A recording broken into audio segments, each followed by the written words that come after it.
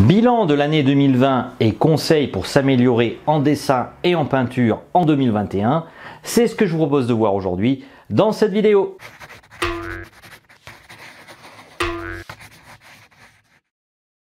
Bonjour et bienvenue sur cette chaîne. Alors aujourd'hui, on va parler de bilan de la chaîne en question. Alors j'espère que vous ne trouverez pas ça trop inintéressant.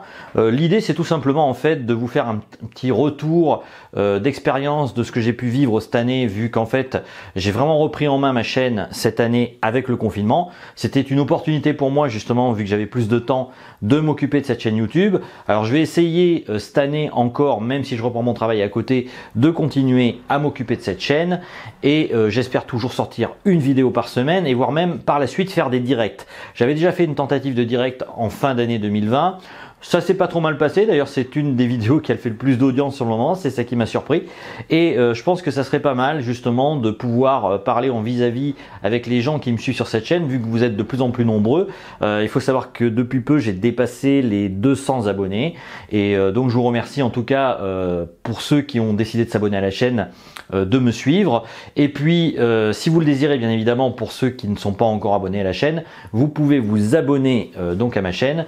Alors c'est une chaîne en fait pour entre guillemets la peinture et le dessin, et je me considère comme un éternel débutant quelque part, même si bon, certains vont dire que je suis peut-être plus professionnel, je sais pas. En tout cas moi pour ma part, en tout cas je trouve que j'ai encore beaucoup à apprendre. Et donc justement je fais une chaîne là-dessus pour en même temps donc apprendre la peinture, et puis tout en apprenant, eh bien je joue un peu le rôle de l'enseignant, c'est-à-dire l'apprenant enseignant, où j'essaye en fait de vous partager toutes les petites découvertes que je peux faire, ou même certaines choses qui peuvent m'intéresser. Alors il faut savoir que cette année j'ai décidé d'orienter la chaîne davantage peut-être sur des thématiques d'histoire de l'art. Alors pourquoi? Parce que tout simplement je m'aperçois que bon nombre de chaînes YouTube négligent cet aspect des choses et c'est un peu dommage. Alors souvent on vous donne des anecdotes, des choses comme ça. Moi je vais essayer de faire un travail un peu plus fourni là-dessus, et puis je vais essayer de développer aussi peut-être davantage de time-lapse. Je vais continuer en tout cas sur les time-lapse parce que j'aime beaucoup les time-lapse. Et puis donc on agencera time-lapse et peut-être émission d'histoire de l'art, je verrai.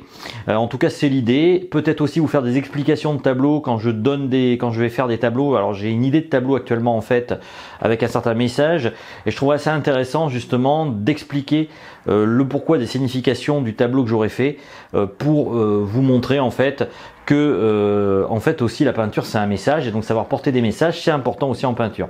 Donc j'espère que vous apprécierez tous ces nouveaux contenus que je vais pouvoir créer, et bien entendu si ça vous intéresse, je ne saurais que vous encourager à vous abonner en cliquant sur le petit bouton rouge abonner, et donc vous pourrez continuer à suivre mes vidéos.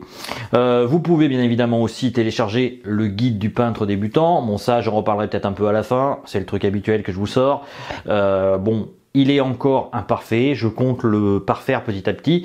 J'espère que vous m'en voudrez pas si effectivement pour l'instant le contenu n'est pas encore complet. Je vais encore l'améliorer cette année. Je l'avais amélioré l'an dernier, l'année d'avant. Donc petit à petit je vais essayer d'en faire un contenu beaucoup plus profond. Je vais aussi parler peut-être un peu plus du côté mental de la peinture, parce que la peinture c'est quelque chose qui est très lié au mental, qu'on le veuille ou non. On s'aperçoit en fait que pour pouvoir réussir une peinture ou un dessin quel qu'il soit, en fait, faut arriver à avoir confiance en soi, et en fait, c'est une guerre contre soi-même pour justement arriver à mieux dessiner. Si vous avez davantage confiance en vous, je pense en fait que vous améliorez forcément en dessin et en peinture. Les deux sont liés. Je sais que certains vont me dire oui, le mindset, machin. Non, c'est pas ça uniquement. C'est aussi une question en fait de volonté, et en fait tout simplement d'arriver à se battre contre soi-même et entre guillemets se dominer soi-même dans toute sa négativité, parce qu'on a tous des biais négatifs et c'est pas forcément facile d'arriver à les dominer. Donc en fait pour moi la peinture et le dessin c'est aussi ça, c'est arriver en fait à une certaine maîtrise de soi. C'est une forme d'art martial quelque part qu'on fait avec un pinceau quelque part. Voilà, donc j'espère que ma description de la peinture et du dessin vous choquera pas, mais c'est comme ça que je le conçois. Alors vous, je sais pas ce que vous en pensez, vous pouvez me le mettre aussi dans les commentaires et je serai heureux de vous écouter là-dessus. Donc pour 2020 en tout cas, pour moi ça a été une année bénéfique comme je disais, on va récapituler un peu là-dessus. Eh bien pour ma part en tout cas, déjà j'ai eu pas mal de commentaires, donc j'ai pu voir à peu près ce qui vous intéressait. Je vais essayer de faire des vidéos un peu plus en rapport avec ce que vous aimez. Si vous le voulez aussi, vous pouvez me dire dans les commentaires ce que vous aimeriez comme sujet que je développe. J'essaierai de développer pour essayer justement de vous apporter un maximum de choses. J'ai pu voir aussi que certains de mes conseils visiblement ont été prolifiques à certaines personnes, donc j'en suis très heureux. C'est aussi le but, qu'on partage mutuellement, qu'on s'apporte mutuellement. Pour l'instant, je pense pas faire de formation payante parce que de toute façon déjà d'une part ma chaîne n'est pas assez développée et puis j'en ai pas envie en fait pour l'instant, donc je pense que je resterai en tout cas sur des contenus gratuits, en tout cas dans l'année qui vient. Peut-être que par la suite, il se peut que si je me perfectionne et que si j'estime que j'ai appris suffisamment de choses, je ferai des contenus payants, mais il y a très peu de chances que je le fasse. Pour l'année 2020 aussi, il y a une chose que je me suis aperçu, c'est que toutes les résolutions que j'ai pu tenir, elles étaient surtout liées à ma passion. Quand on dit que rien de grand ne s'est accompli par passion, eh bien je crois que c'est très vrai en fait. Il faut vraiment être passionné pour pouvoir se lancer à fond dans une activité. La chose que je retiens en tout cas pour 2020 en particulier, c'est que j'ai réussi à être plus régulier dans mes préparations de vidéos, plus régulier aussi dans ma manière de dessiner. Un petit inconvénient par contre, c'est que j'ai un peu délaissé le sport et puis comme je faisais plus trop d'activité physique avec le confinement, vu que je marche beaucoup dans le cadre de mon métier, eh bien je dois dire que j'ai pris un peu de poids et donc il va falloir que je travaille là-dessus pour essayer de maigrir un peu. Bon, je vais pas m'abonner à Comme J'aime, franchement je vous déconseille, sauf si vous avez envie de perdre de l'argent, vous pouvez très bien apprendre entre guillemets à vous raisonner sans forcément avoir recours à ce genre de programme. Donc maintenant on va passer aux conseils pour 2021 parce que je pense aussi que c'est le contenu qui doit vous intéresser le plus. Eh bien mes conseils pour 2021, la première chose que je vous donnerai, alors là je vais prendre mes petites notes. Alors, première chose, c'est tout simplement de multiplier les différentes techniques que vous allez appliquer en dessin ou en peinture. Je m'aperçois d'une chose, c'est que pendant très longtemps, en fait, je suis resté très focalisé sur deux techniques, à savoir principalement la peinture à l'huile et la peinture acrylique. Et je m'aperçois qu'en fait, quand on arrive à essayer d'autres techniques mixtes, eh bien, ça peut vous donner de nouvelles idées. Alors, j'ai essayé, par exemple, cette année, la méthode des collages. Jusqu'ici, j'étais pas trop collage, ça m'attirait pas. Et puis, je me suis aperçu que c'était plutôt sympa. J'ai réussi quelques petites œuvres entre guillemets collées. Je pense que dans l'avenir je vais mixer davantage, je vais faire plus de techniques mixtes. Je pense aussi qu'il est important en fait de s'adonner aussi plus régulièrement des activités de dessin. Alors souvent on dit que la peinture à l'huile c'est ce qu'il y a de plus noble, mais je pense qu'il n'y a pas une noblesse dans une quelconque technique. La noblesse vous pouvez la trouver n'importe où, à partir du moment où vous vous y mettez à fond et où vous mettez toutes vos tripes sur le sujet que vous voulez dessiner. Donc s'il y a un conseil que je vous donnerai par rapport à ça, justement, premier conseil pour 2021, c'est d'essayer de développer les différentes techniques de peinture et de dessin qui existent et voir en fait celle qui vous convient. Alors forcément il y en aura certaines où vous trouverez totalement nul. Moi je sais que par exemple j'ai déjà essayé par le passé tout ce qui est pastel, eh bien je suis une merde totale, on va pas se mentir, je suis pas bon du tout en pastel. J'ai essayé aussi le pouring, ça me parle pas trop, peut-être que j'y reviendrai, je sais pas. Par contre, il y a des choses qui m'attirent. Par exemple, le fusain. Eh bien, j'ai réexploré cette technique il y a pas longtemps et je me suis aperçu qu'en fin de compte, quand on fait du fusain, eh bien, c'est aussi un apprentissage. Et donc d'ailleurs, je vous montrerai un timelapse dans quelques semaines qui va sortir sur ma chaîne, où justement, je refais un fusain il y a pas longtemps et j'espère que vous apprécierez cette petite vidéo timelapse que j'ai fait en fait avec le cœur. Il y a aussi donc d'autres conseils que je vais vous donner. Alors d'ailleurs j'ai pris mes petites notes ici, vous voyez. Eh bien la deuxième chose, c'est de s'essayer aussi à d'autres formes d'art. Alors qu'est-ce que je veux dire par là? Moi je suis très figuratif. Je suis très porté sur la peinture figurative et notamment le style expressionniste.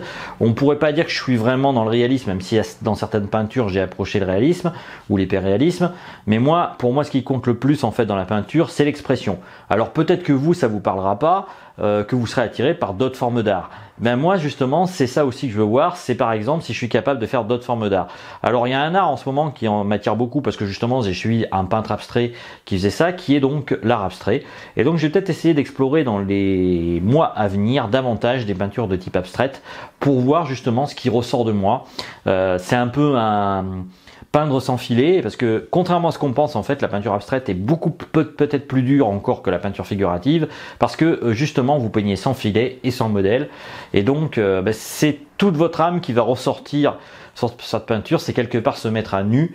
Et moi, c'est le but un peu en m'adonnant aussi à la peinture abstraite. Alors, je ne ferai pas que de la peinture abstraite parce que je sais pertinemment que ce n'est pas uniquement mon style et que de toute façon, je resterai toujours à mon avis dans l'expressionnisme. Pour autant, je pense que c'est très important. Quant à l'hyperréalisme, eh bien, moi, je suis pas contre, seulement je trouve qu'actuellement, il y a beaucoup de gens sur les forums, à droite à gauche, qui souvent se permettent d'insulter les gens en leur disant « Oui, ton modèle, il est pourri parce qu'il n'est pas assez réaliste, il n'est pas assez quoi ». Il faut bien voir une chose, c'est que dans la peinture, en fait, il y a différentes formes d'art. Vous prenez l'art africain, il n'est pas du tout réaliste, l'art égyptien n'est pas réaliste. Ça, je le dis souvent. Et est-ce que pour autant, ces arts sont mauvais ?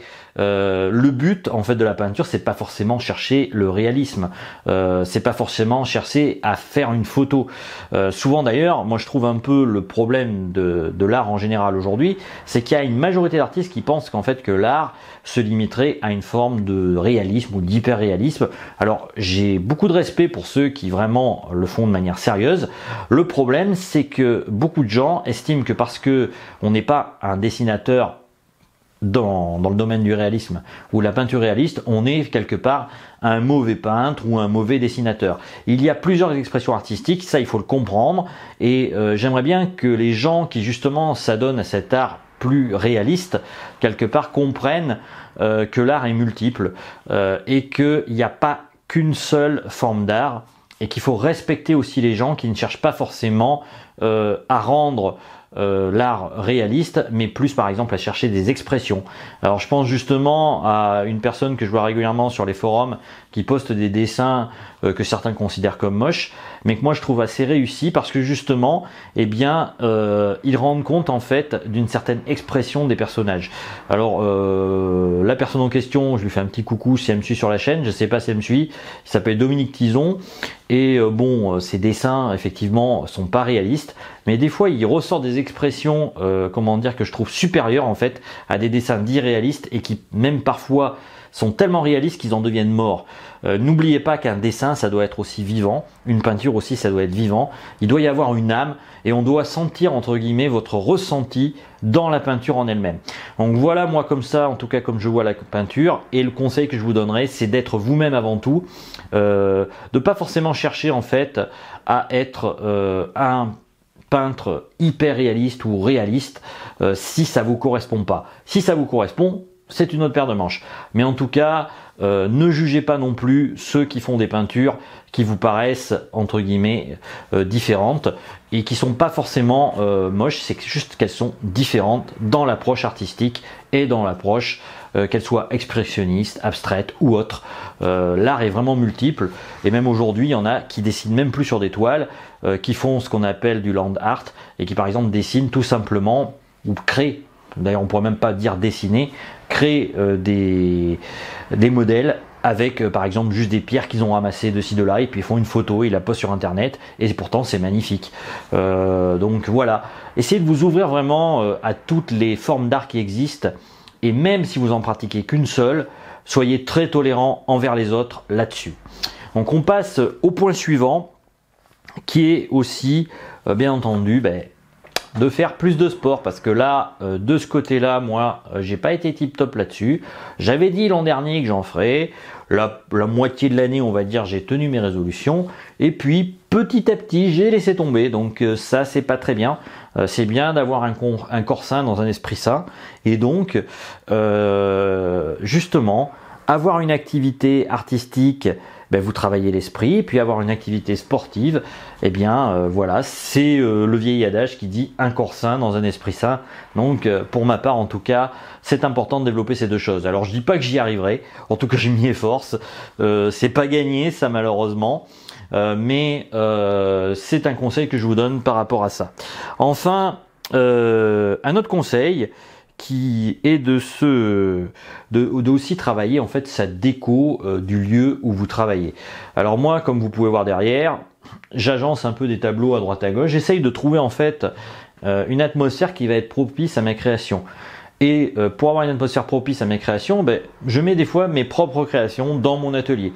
Alors je sais qu'il y en a certains qui disent que c'est pas conseillé. Pour ma part, en tout cas, moi ça me motive parce que je me dis, voilà, il y a certaines choses que j'ai pas mal réussi, donc je suis assez fier de moi.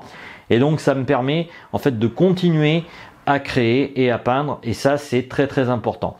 Donc pour ma part aussi, donc agencez votre atelier au mieux, faire qu'il soit un lieu agréable pour pouvoir créer et faire en sorte qu'en fait il vous permette de développer davantage votre créativité en mettant des choses qui vous sont agréables. Alors ça peut être des peintures comme moi, mais ça peut être aussi par exemple un tableau d'un grand peintre que vous aimez.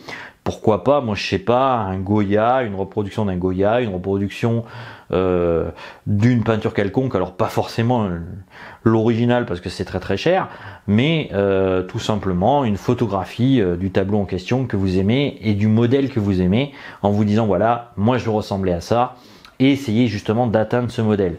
Donc voilà, il y a des choses comme ça moi que je vous conseillerais. Qu'est-ce que je peux vous dire aussi encore en plus? Eh bien, c'est que la passion, eh bien, c'est important dans la vie, que c'est un moteur qui doit vous porter, je pense. On ne doit pas renoncer en fait à se laisser aller sous couvert en fait que la vie est difficile. Il faut toujours entretenir une passion qui vous donne envie d'avancer dans la vie. Si vous restez en fait sur l'idée qui est de vous dire qu'en gros il faut abandonner vos rêves sous prétexte qu'en gros il faut renoncer à pouvoir faire des choses qu'on aime, eh bien moi je pense que c'est dommage. Alors il faut être clair, on n'en vivra pas forcément, vous en ferez pas votre fortune, vous serez peut-être toujours un peintre inconnu comme c'est mon cas actuellement, mais par contre ça vous apportera beaucoup du point de vue humain, ça vous permettra de voir aussi qu'en fait l'humanité elle est diverse, elle est multiple, comme les formes d'art justement, je reviens là-dessus, vous voyez, et que c'est ce qui vous permet justement de voir votre richesse et la richesse des autres. Enfin, j'espère pas être trop dans le comment ça s'appelle, dans une forme de spiritisme, si on peut dire, même si je suis pas du tout spiritiste, je suis plutôt même athée de ce côté-là. Eh bien, en tout cas, il est important de vous faire vibrer. Et justement, l'art est une vibration, donc entretenez cette vibration si c'est ce que vous porte. Donc voilà, peu importe en tout cas votre niveau artistique, continuez et surtout ne renoncez jamais, même si on vous dit que ce que vous faites est mauvais. Alors, il y aura forcément des gens qui vous diront ça. Moi je m'aperçois en tout cas globalement sur ma chaîne YouTube, j'ai plutôt des commentaires positifs que négatifs. J'ai des commentaires d'encouragement, même souvent. Donc ça c'est très important. Et puis, pour aujourd'hui en tout cas, je vais vous laisser. J'avais donc ces petits conseils à vous donner. J'espère que vous n'aurez pas trouvé ma vidéo trop redondante. L'idée c'était de faire une vidéo assez spontanée. Là j'ai pas fait de montage, je pense que je vais la diffuser directement comme ça. Parce que justement j'avais envie de faire un truc qui soit le plus spontané possible et de pas mentir aux gens qui comment dire, me regardent. Je veux une vidéo qui soit sincère pour chaque début d'année justement.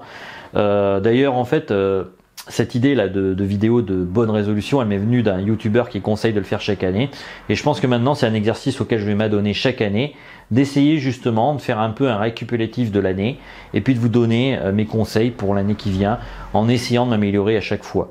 Alors je sais pas si j'y arriverai, mais c'est l'objectif en tout cas affiché, et moi je vous invite en tout cas, même si vous ne faites pas de vidéo YouTube, à vous faire chaque année un petit récapitulatif en fait de ce que vous voudriez faire dans l'année qui vient, et d'essayer en tout cas de vous y tenir. Alors il y a des choses sur lesquelles je ne me suis pas tenu, mais moi je m'aperçois en tout cas d'une chose, c'est que tout ce qui est lié à la passion, j'ai réussi à le tenir. Donc ayez une passion, développez cette passion. Alors même si vous me regardez et que vous n'êtes ni dessinateur ni peintre, eh bien accrochez-vous à cette passion et développez votre passion au maximum, en dépit des difficultés, en dépit du travail, en dépit de toutes les contraintes que vous pouvez avoir dans la vie. Ne laissez faire jamais quelqu'un d'autre ne vous empêcher de réaliser ce que vous avez envie de réaliser. Donc voilà, c'était tout pour aujourd'hui. Je vous dis à bientôt pour une autre vidéo. Ciao!